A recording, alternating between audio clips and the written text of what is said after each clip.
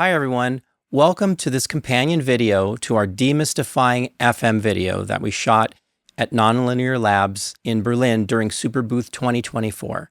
This video is going to showcase TimSund's patches that he made for his performance there at Superbooth, and we're going to take really good deep dive into them, and you're going to see how innovative and uniquely special the sounds that come out of the C15.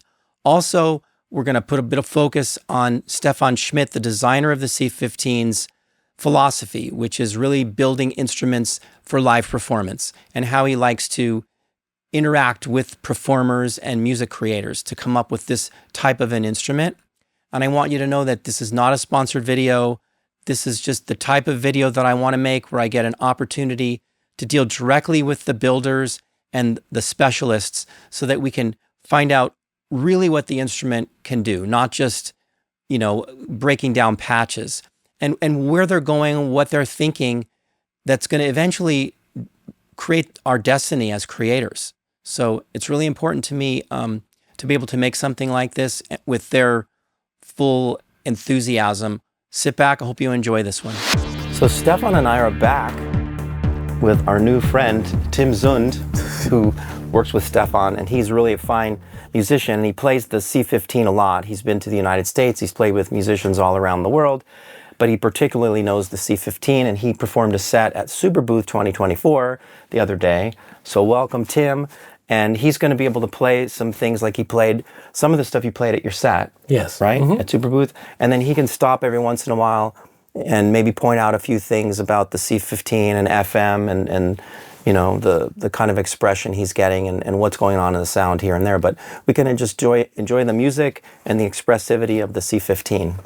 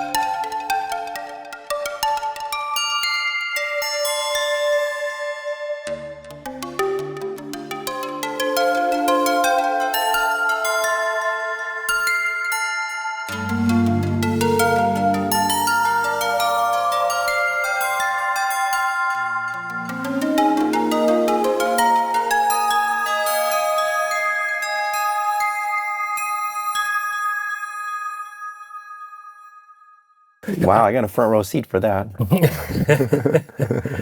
Well, I think about those first 6 sounds that I played, what I like is basically most of those are more like pad kind of sounds with a lot of atmosphere. I think most of these sounds were created by Dennis Gökdak, right? This is from this new engine, and he's a great sound designer, and he puts all these interesting modulations, variations on the macros, and he also has very interesting names for them, and they create a lot of movement. So this pulseness, diffusion, the next one, fluctuate, submission. Hold them down and you can hear just as you... They change a lot. Up here is like a... This kind of vibrating thing comes here with a fluctuate parameter.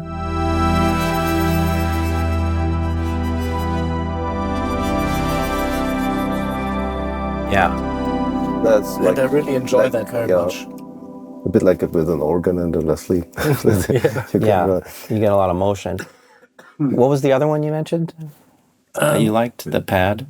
I mean, basically all of them. Here, for example, I combined actually 2 of them by myself. These are both by Dennis, and I combined them for the demonstration. So the one up here is this. I like this one. It has a very expressive quality.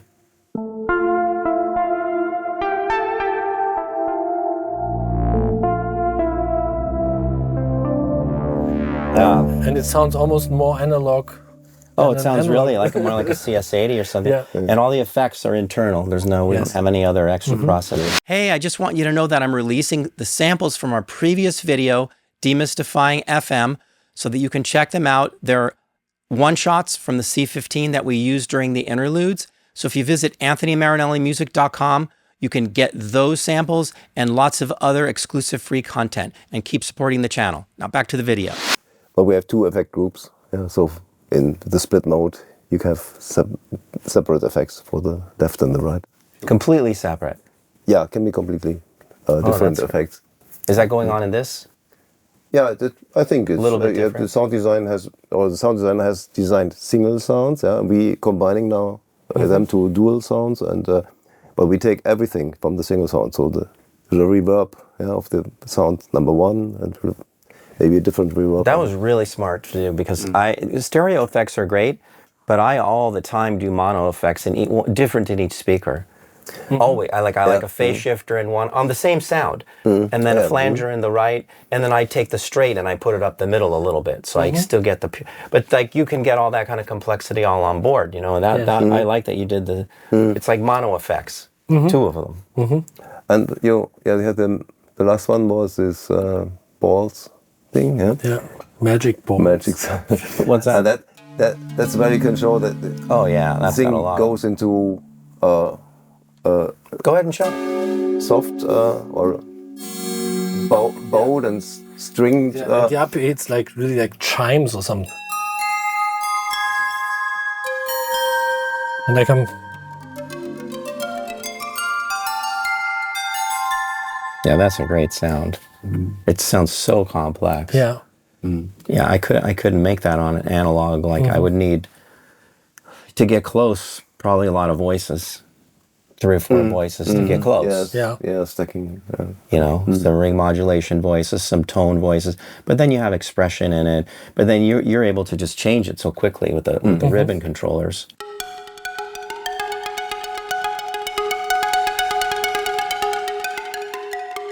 This is the detuned overtones.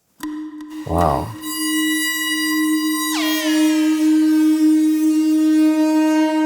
It's so incredible. That sounds like a horn. Yeah, from a harmonic series to something that is very, shifted and get metallic and non-harmonic. This is quite harmonic.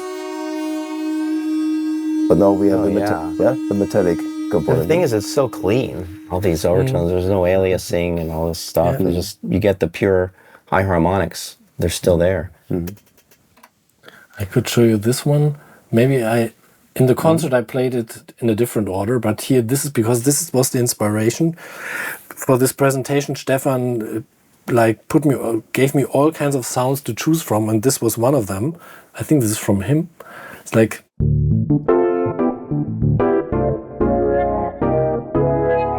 I love it. Whoa, hold it down too.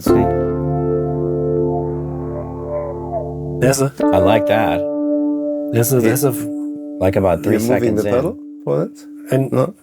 I mean, I will, I will, but maybe just first the sound the way it is, There's this fourth in there, and so it becomes much complexer than what I actually play. Yeah. I like that, and it gives it has this kind of. For me, it reminds me of Joe Zawinul in a certain way. I don't Because know. of the bass shifter Rhodes. Sure. That inspired me Screaming. to take it and put it together with a kind of synth bass. Oh, you have it split. Wow.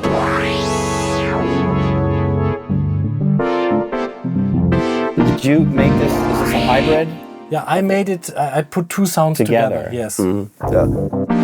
So Wow, that's this is the one. Let's listen to the one of them. It's in fourths.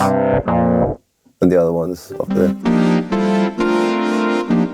This all got inspired by this other Rhodes kind of sound. Together they're great. Are you pedaling too? Yeah, you see here what I'm doing? Yeah, Because the pedal is now connected to the ribbons. So you can see the ribbons. That's the same thing as his pedaling. That's our convention. It can be connected as you like, yeah. But right now. But right now we have it. It's a good visualization. Really yes, good. You see where the pedals You can see where we are.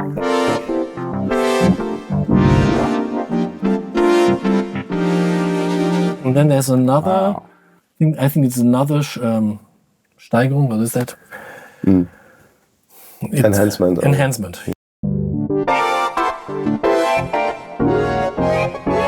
Hold them down.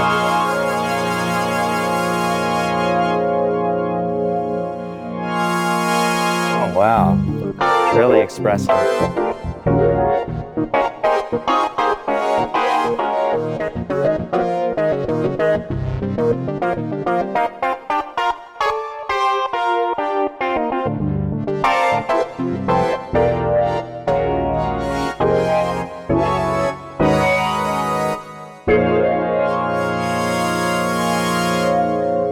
That's a great one. I like that a lot.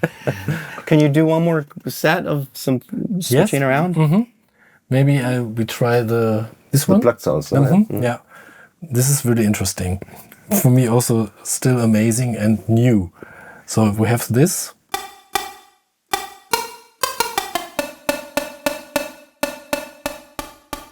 Wow.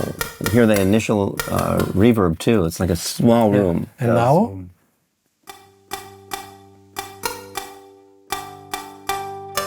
Ooh. Sympathetic resonances. Yeah, that's what it feels like. When they press a piano key. Sure. Yeah.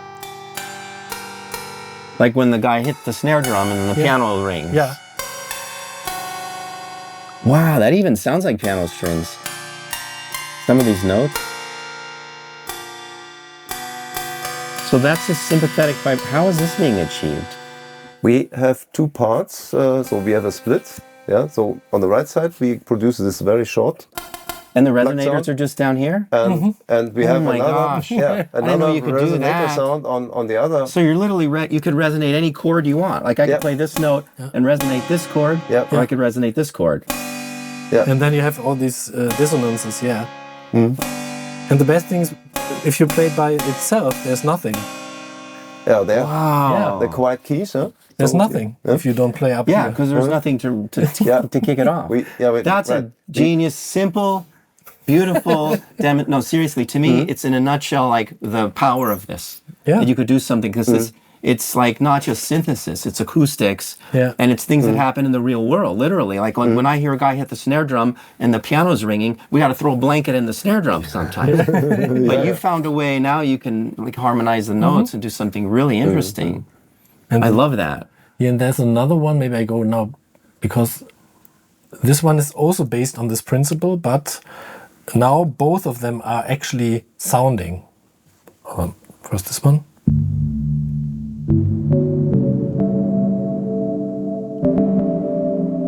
Now I can...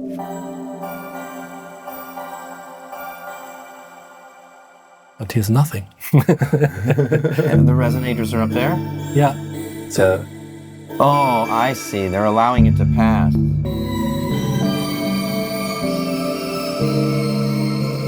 And it's the question which notes you combine. If you hit resonances or miss them, They become louder, and if they don't belong together, I think then it's very soft. This one is very strong because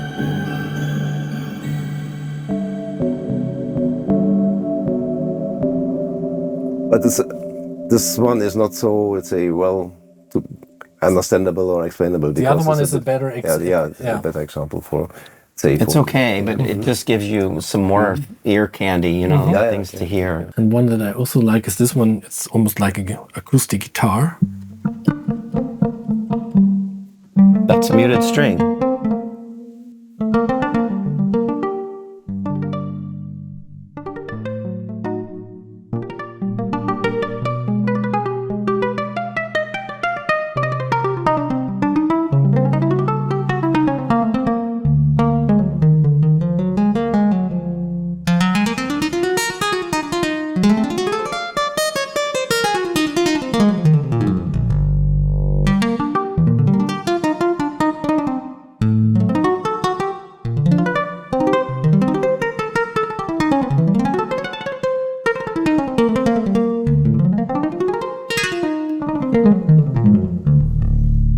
Really nice. Yeah, so you notice how you went from a muted guitar.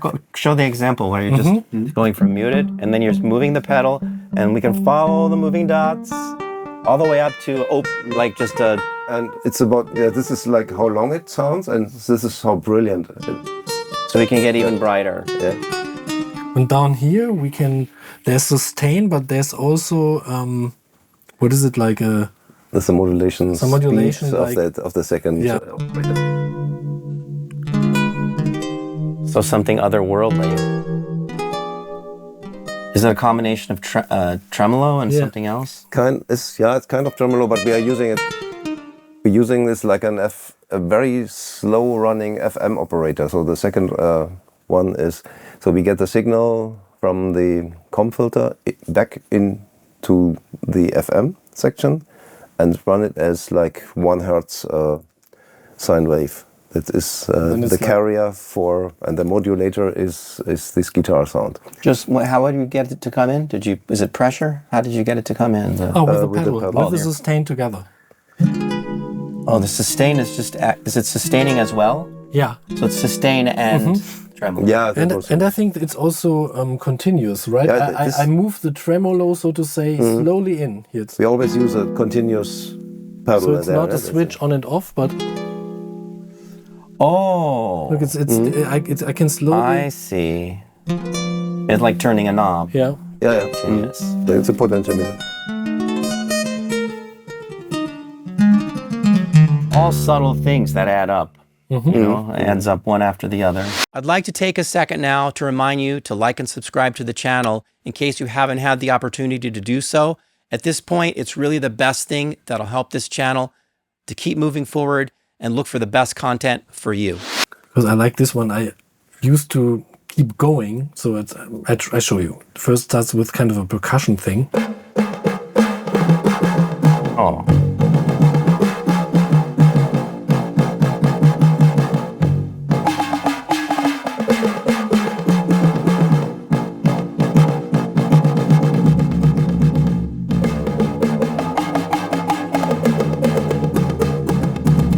That's really great.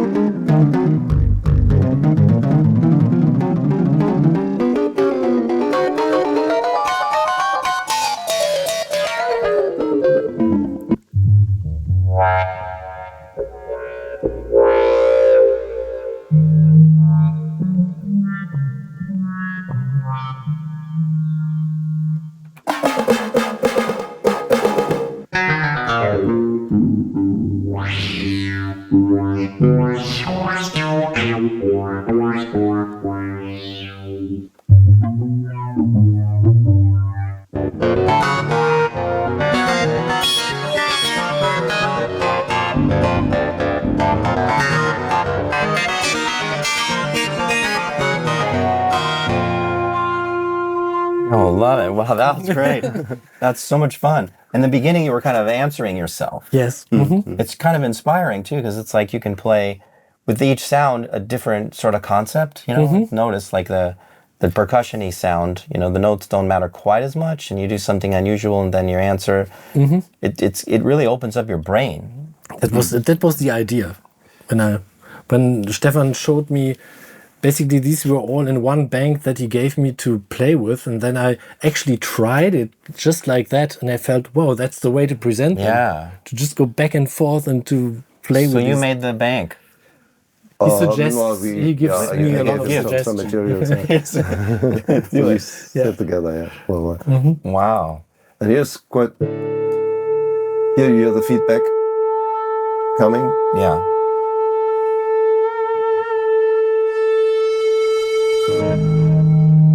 This is feedback that comes from the room back to the guitar. Oh, so it's feedback even on the reverb, right? Yeah. I mean, I have this one still. Yeah, I mean, now it becomes a little bit more brutal. Here, for example, this one is really funny. I have this long reverb, but I can...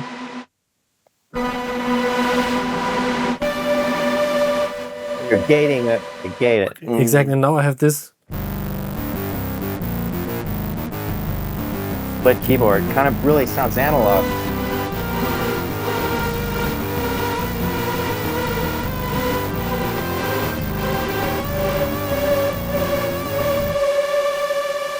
Wow.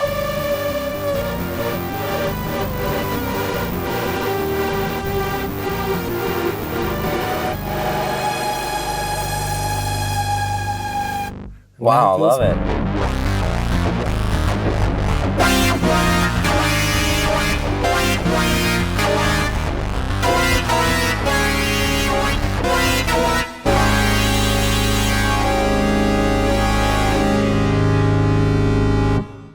So like wild. It's a wild animal. Yeah. It doesn't look. It looks so. It looks so organized and sweet. It jumps out. Wow.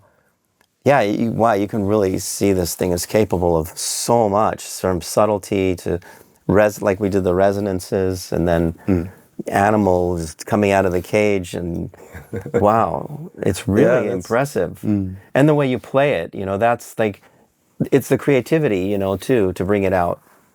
Actually, I have a bank that's called Animal. Give me a sound out of it. No, he was using. He was using it. That's why I felt that. Yeah.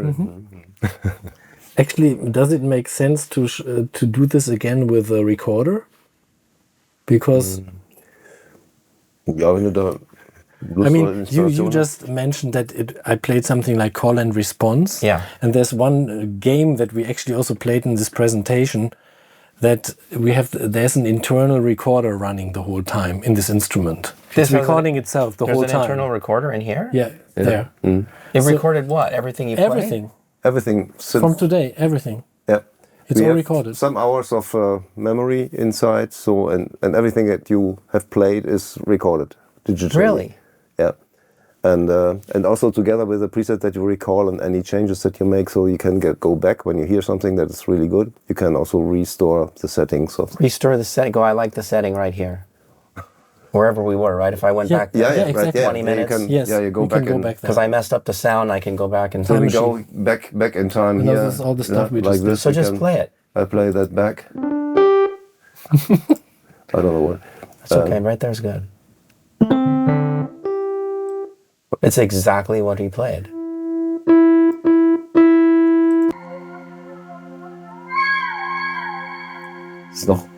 Yeah, that was part of the first set.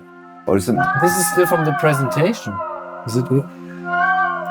This is very old because it's maybe from a few days ago. Come on. So it goes that far back? Yeah, days ago? If nobody played in between, then not. Okay. It's a little bit. Sorry that. Okay, it's something that somebody played, but there seems to be a bug. Yeah, but that's even more interesting. I mean, it went really far back. Yeah. But do you need a computer on to do it? No, it's recording, and you just connect your device with it and get it out. But it's going in here. It's in here. Yeah. Right. So it goes for what, hours or something? Yeah. Yeah, if you play continuously, maybe 80 minutes or so, but you always have spaces in between, and because it's FLAC compression. Oh, so you can see the gaps, and then it picks the up gaps again. are not. So it can eating up literally memory. be hours of Can be, continuous Multiple recording. hours, yeah. That is, I didn't know that. Yeah. I didn't know that. And what we did, and Stephan is the master of turning it on in the right moment. So I start to play something, and at some point he starts to play it back. And so I will hear myself with what I just played, and then I will play on it. And then it keeps going, and then it starts to play what I played in a second. It's capturing that again, and then I play on that again. So it's a continuous duet with myself. Sound. It's mainly a recorder. So Yeah. and This is just a game with it. You can also use it as a very long delay line. Yeah. Because if it comes back after some minutes, this happens sometimes. You forget turning off the All of a sudden, playback. this thing plays. The thing is playing. What's going on here? And so, but you can you can play with the thing, and then this will come back after a while, and so on. Yeah, but it's not layering with the feedback. Like you have it on loop machines or so. Yeah. But it's a nice, inspiring thing to play. Will you try? Yeah, I try it. I start with a sound by Manny Fernandez. It's a really cool kind of string machine sound.